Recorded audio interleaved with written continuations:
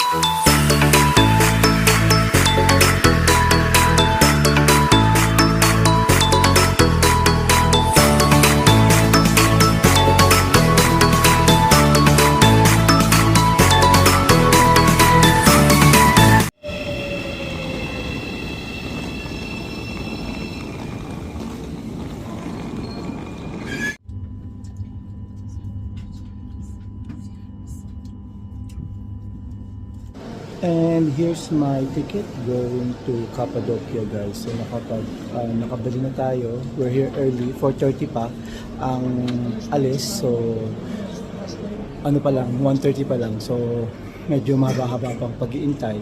Pero okay na rin yan. At least we're here and mamaya iikot tayo habang naghihintay kasi medyo mahaba pa naman yung waiting time natin pagpunta sa Cappadocia.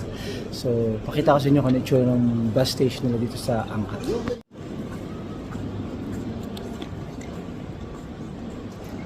Walking around Asti bus station here in Ankara. Again, going tayo sa Cappadocia. May 2 hours pa tayo kaya libot-libot muna tayo while waiting for our bus.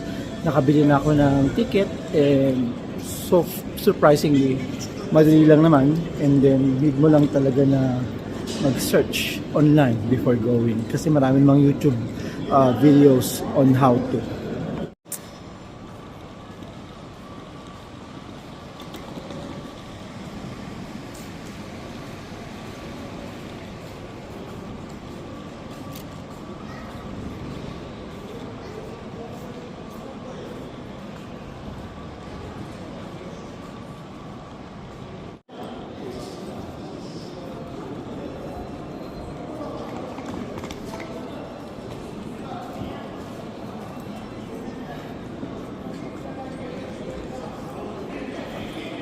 So sa mga nagtatanong, dyan ako bumili ng ticket, Camel Coach.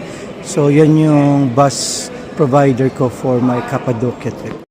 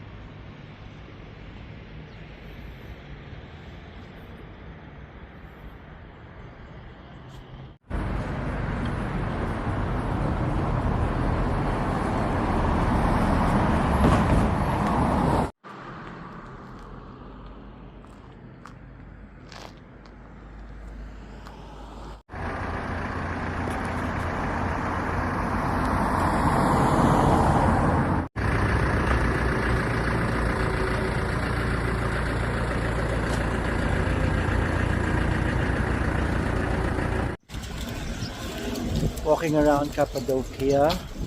So, ano nga ba? First day sa Cappadocia and walking lang. Parang ghost town. Wala masyadong tao kasi nga winter. So, hindi talaga siya puntahan pagka winter. Usually, spring, maraming tao dito. Summer, wala mainit. So, baka wala rin masyadong tao. So, yun. Kailangan mag-book ng red tour or ng green tour kasi yun yung way para makalibot dito sa Cappadocia.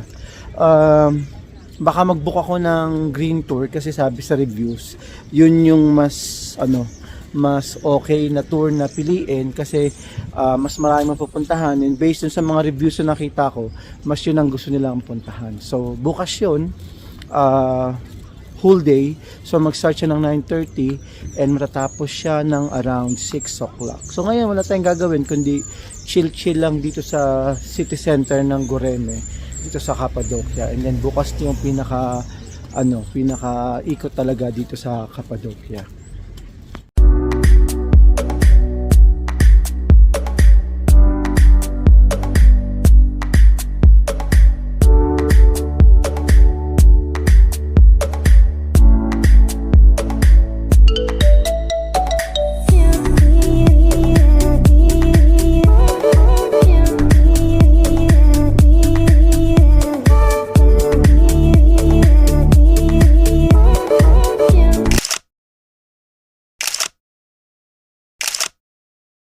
Two.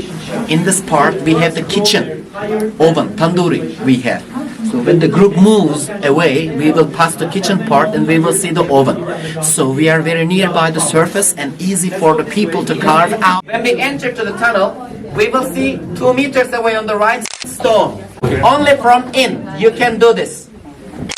There's a goes around 109 steps down and up. We will use the if you say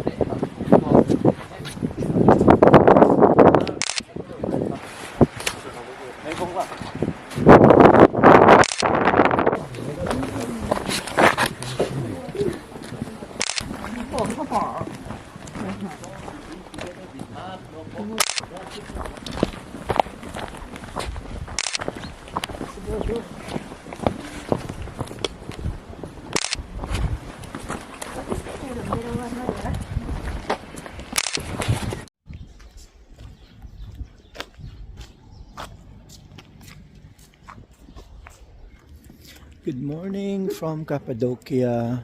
Got my coffee in my hand, and our agenda today is just go around. Basically, this is my third day in Cappadocia. So, here in Cappadocia kasi, kailangan meron kang tour guide. So, nahati yung tours into red tour, blue tour, and green tour. So, yesterday I did green tour, and the day before that, nag-decide ako na on my own lang, walking around, getting to know the place. And I thought, pwede mo siyang, alam mo yun, ma-travel ng ikaw lang mag-isa, tapos walking ka lang. Pero medyo malalayo yung spots, unlike sa Istanbul, na medyo accessible by trams. So dito, hindi ganun, kasi mas quaint siya, mas rustic yung appeal, dahil more cavern siya. So, yun, walking lang tayo and then kape-kape and 15 minutes walk kasi gusto ko rin na by the time na hopefully by 25th of December magkaroon ng chance na lumipad yung mga balloons.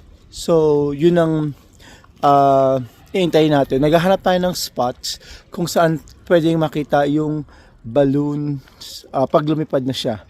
Ang balloons kasi pala dito guys is hindi lilipad unless mahangin siya. And usually sa morning lang siya around 7 o'clock to 8:30. And then kinabukasan mo lang or on that day or a few hours before mo malalaman kung mag-ooperate yung balloons. Kasi hindi nga sila lumilipad kapag malakas ang hangin. So lakarin lang natin to.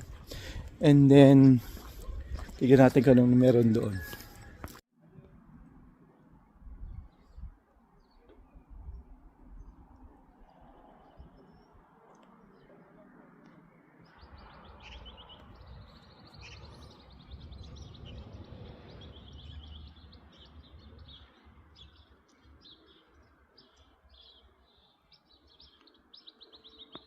So ayan guys, ma-share ko lang no, ang pinakamasarap na feeling pag nagka-travel ka is yung masosolo mo yung spot, which happened today kasi hindi peak season sa Cappadocia today, maulan and maagang maaga pa, so wala pa yung hordes of tourists na magpapapicture dito sa spot. So I've got the whole area for myself. Ang hirap lang, walang tagakuha ng mga Instagram worthy videos. So yun ang maganda sa pag-travel ng mag-isa, solo mo, moment mo yung bawat lugar. But then ang malungkot lang doon is walang tagakuha ng Instagram pictures mo kasi sayang, ang ganda ng spot, sarap mag-emote tapos solo mo pa kasi ikaw lang mag-isa. So guys, highly recommended. See you dito sa Cappadocia sa Turkey.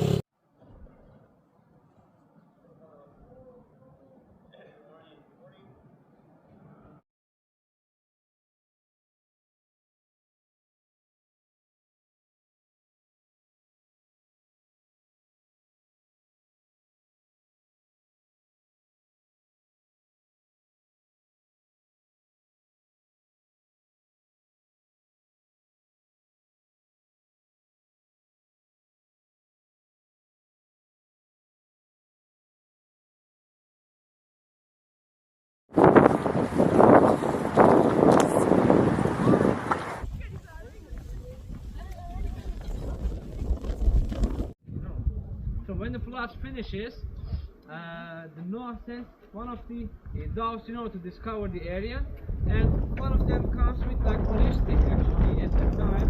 So the host had dogs as a compass at that time and said.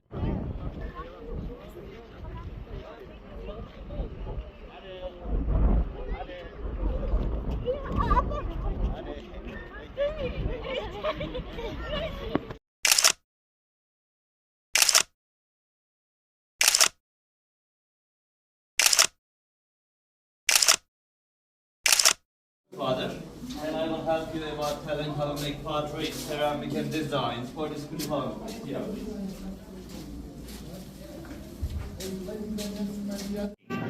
4,000 of years by Hittite people. Hittite people were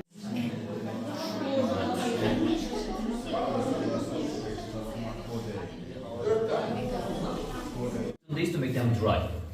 It depends on the size of the tomato. It's between 10 or 15 days dry. Then they put them in the oven. Good morning world! It's Christmas Day here in Cappadocia. So as usual, ganun pa rin ang vibes dito sa Cappadocia. It's a sleepy town. Kahit Pasko, sarap lang na alam mo yun. Ma-appreciate mo yung solitude, yung peaceful na vibe ng lugar. And papunta na ako ulit sa Ankara, and then doon na lang ako maghihintay ng airplane sa airport ng mga 12 hours pa. So samahan niyo ako guys.